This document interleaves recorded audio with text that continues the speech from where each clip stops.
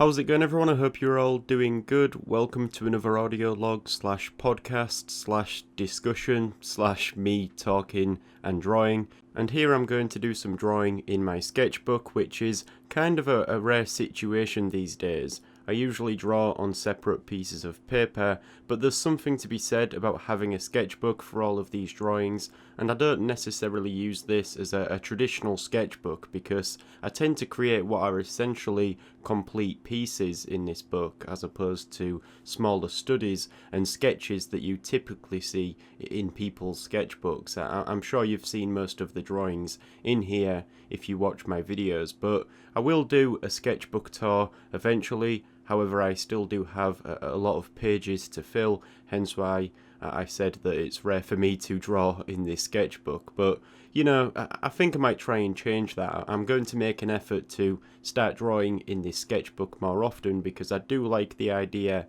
of having all of my drawings in one place. And as I said, I do want to do a sketchbook tour video here on YouTube eventually, but before I get to that, I have a lot of drawing to do, and drawings take time, so don't expect a video like that for a while, although time does move fast, and so if I stick with it, I'll have this sketchbook filled with drawings in no time, meaning probably a few years from now. In fact, that's what I want to discuss today. I want to talk about how everything takes time, anything that's worthwhile at least, and how coming to accept that fact can make the journey more enjoyable because, as cliche as the saying, it's not the destination, it's the journey is, there's a lot of truth to it, and if you're in a rush to get there, wherever there might be, then you're likely going to be disappointed. You might even discover further down the line that there is no there. There is no destination, there's just more of what you are already doing, and there's always going to be. At least until your inevitable death. I didn't mean that to sound so dark, but that's the truth, isn't it? Like, life in general is one big journey. We all come into this world the same way, and we all leave it the same way. There's just no telling when we might leave it, and although that's more of a reason to enjoy the journey, it also might be the reason why many of us find ourselves in a rush to achieve what we want to achieve as soon as possible, because that means that we can then enjoy the fruits of our labour for a while. At least that's the expectation. Like, you expect that once you achieve what you are aiming to achieve, that everything will be better, and you won't have that incessant calling to get to work and be successful, whatever that means to you. But I don't think we are programmed that way. We can't just sit back and do nothing just because we have done what we set out to do. Instead, what seems to happen when you get to that point you've been working so hard to get to is you realise that it was in fact that calling and that overarching goal which gave your life meaning. All of that work that you were doing in hopes of getting there. You were going somewhere, and now that you have finally arrived at your destination, you eventually ask yourself, what now? You know, you have achieved your life's goal to then have this realisation that it was instead the journey you had taken to get there that was most fulfilling. And you see this all the time with people who make it their life's work to become the best at something, and once they do, they have nothing else as meaningful to work for. One example in this comes to mind because I watched him fight the other night is Conor McGregor. You know, he keeps coming in and out of retirement to fight again because fighting is what he does, and his life revolved around it for years whilst he was on the path to become a champion, and he eventually did it. He also earned a lot of money doing it and then decided to retire. But yet that's not enough for him. He has to return to what he knows best, which is fighting, because I think it's safe to assume that it gives him a lot of purpose. And so the reason why I'm discussing all of this is because it's something that is relevant in all areas. This situation that we might find ourselves in when we spend all of our time working towards something only to achieve what we set out to achieve, and as a result eventually start to wonder what to do next. It's all relative as well. Like, you've probably experienced this on some scale. A lot of students, when they graduate university, are hit with this realization that they now have to go out and get a job. They have one day at their graduation where they celebrate all their hard work, whatever that might have involved, and then it's over. What was their life for 3 years or more comes to an end, and that can be hard for some people. For example, have you ever saved up some money in the hope of buying something, and that anticipation of eventually buying what you'd like is exciting, and so finally you actually buy it, and it's good for a while, but inevitably it gets old, it becomes the new normal, and you start to look at something else to buy. That process is repeated. And so all of what I've discussed is what gives me the confidence to say that, yeah, there's a lot of truth in that saying. The journey is more important than the destination. So what does that mean? Well, at first I said to myself, does this mean that we should make an effort to live in the present and therefore should not be too concerned with the past or the future, meaning we are on this journey and where we are going is of less importance in comparison to what we are doing right now? And it didn't take me long to come to the conclusion that that is far from the truth. You see, the past and the future is what gives the present some context. You can't have a goal if you don't think about your future, and you also need your past, which influences the present. And so, if the journey is more important than the destination, that doesn't mean we shouldn't have a destination, because it's that destination which gives context to the journey. What it means is that the journey we take to get there should be valued far more than the destination, and the journey is what we do day to day. It's the past, the present, and the future. It's your life that you live, and it's dictated by a destination in mind. We are all working towards something. Now, regardless of this, a lot of people struggle to concern themselves more with the journey as opposed to the destination. The journey is overlooked because this destination seems to be more attractive. They want it as soon as possible and are in a rush to get there. They take shortcuts, and at times they'll want to skip the journey altogether. It seems like a waste of time. They want everything now. They are the Veruca Salts of the world, you know, the spoiled girl from Charlie and the Chocolate Factory who turns into a giant blueberry.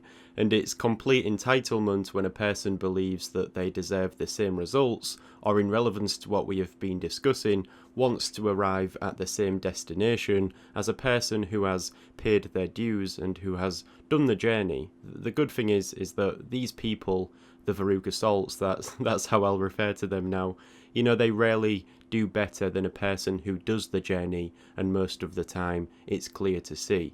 Now, I think I've finally got to a point here where I've given enough context to be able to discuss the journey, and also my personal journey that I am taking, and I think it's a good idea for me to firstly start by discussing the destination, because of course that's why I'm doing all of this. So if you haven't yet realised, it's difficult for me to articulate my thoughts sometimes and to get across the point that I'm trying to make. It's also increasingly difficult when the subject that I'm talking about is quite a heavy subject that I'm not an expert in. Of course, I always make it clear that I only speak my own thoughts, and so at times there'll be contradictions or things that I say that later on I'll think more about and want to say more on. But I do my best, right, and I think it's good for me to have content like this on the channel where I can talk about anything. Usually it's drawing related though. And this discussion also relates to drawing, as it could with many other subjects, right? Because you can easily apply what I am saying to anything that is relevant to you, and that's kind of what I assume you do anyways. So, in terms of my destination, where do I want to get to by doing everything I do? That's what I'm essentially describing, right? Where do I want to be in the future, whether that's in 10 years' time or even 50 years' time when I'm an old man?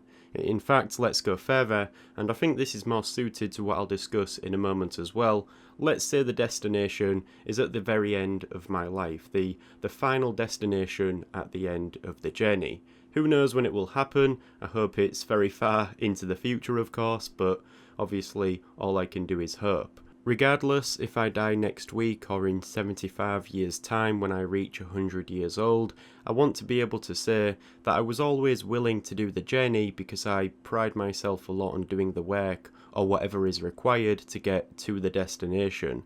And I don't ever want to be a Veruca Salt. I want to, whilst I'm here, take it upon myself to improve as a person, to learn and experience as much as I can and do what I enjoy, which I believe is what many of us want to do as well. Nobody wants a wasted life, which for me would be a life that is spent being too concerned with the destination and not focusing or finding enjoyment in the journey you take to get there.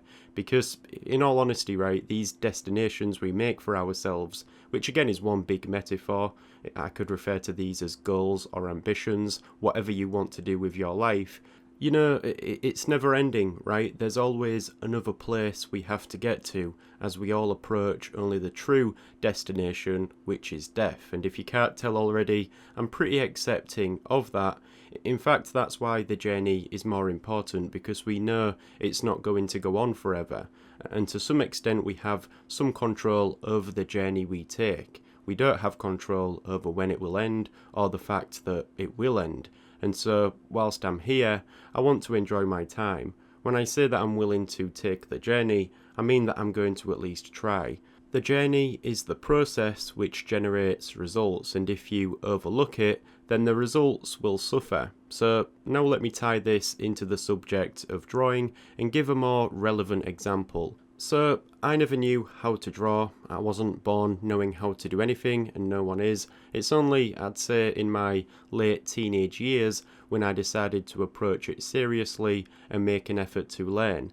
I guess you could say this is when I was at the start of the journey. I had this desire to be able to draw and create my own artwork, which was the destination. And there was a lot to learn to be able to do that. Now, obviously, I fantasized about the destination at times, imagining myself creating artwork that I am proud of, which for the most part I think can be of benefit and encourage you to continue on your journey. At least it did for me. Each time I'd sit down to draw, I'd tell myself why I wanted to learn. I still do all of this whenever I approach a new task that might be challenging. I think about why I want to do it and what will come from doing it. Anyways, going back to what I was discussing, one of the first things I realised when I started to learn how to draw was that there was a long road ahead. Learning to draw wasn't something that happened overnight. Like anything that's worthwhile, it required some long-term attention.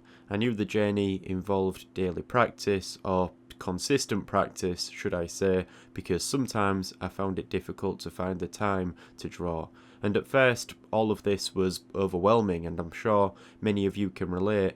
When you start out with anything new, there's a steep learning curve. There's nothing you know, and it can be discouraging, especially when you don't have much guidance. And so I'm thankful for the internet, because you can learn so much more and at a more effective pace these days. But if you are a beginner, like I was, sometimes it's hard to know where to even look. All of this information is at hand, but it can be hard to unpack it and know where to start. Never mind know how to progress. It's the stage when we begin to doubt ourselves and question the decision we've just made to attempt to learn something. There's a long and challenging journey which lies ahead, and many people decide at this point not to take it. That's why there's more people who wish they could draw than people who can draw. It's because it's difficult and it requires some effort. It's a process, and this applies to many things in life. That's what I mean when I say I want to be able to at least, if anything, be proud that I was willing to do the journey, to do what's required and find enjoyment in doing it. Because that's all we have, right? I started learning how to draw years ago, and whilst I can now create better artwork, I am by no means finished. There's always more to learn. That destination just keeps moving further away from me the closer I get to it, and I expect it to be doing that forever. Yet that doesn't dissuade me to continue learning, because it's that process which provides value. I also want to make a point of stating that learning how to draw isn't the focus of my life, it isn't all that I do, and if it was, then I think I'd lose some enjoyment in doing it, but that's a whole other discussion. What I want to say is that, I also work a job, I'm also in a relationship, I also have friends and a family, I also enjoy going to the gym or playing video games or going on long walks and much more, whatever it might be. My life, like everyone else's, is a life which consists of many journeys, and you can pick any of those examples that I've just given and be able to define a journey that leads to a destination.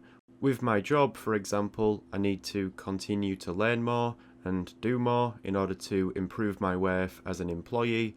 In a relationship, you have to spend time with each other and do what you enjoy in order to be a happy couple. Also, when it comes to your friends and family, you have to find the time to see them if you want a better relationship with them. I even mentioned going to the gym. That's something that I have to do consistently in order to stay healthy and I suppose to some extent to try and look better, right? Video games, they have their own built-in challenges. You have to play a game more to progress. In fact, life is very similar to a game. Anyways, hopefully you get the point that I'm trying to make. That is, anything worth having in life requires you to go on a journey. And that journey is essential if you want a fulfilling life. It will require some effort, it's likely not going to be easy, but for all that it's worth, the least we can do is try and enjoy it. If you enjoyed the content I create, then do consider becoming a patron on Patreon. You will gain access to exclusive tutorials, study documents, process papers, real-time drawing footage and more. Plus, you will also be supporting me in a more personal way. Other than that, thank you for watching this video and I'll see you soon.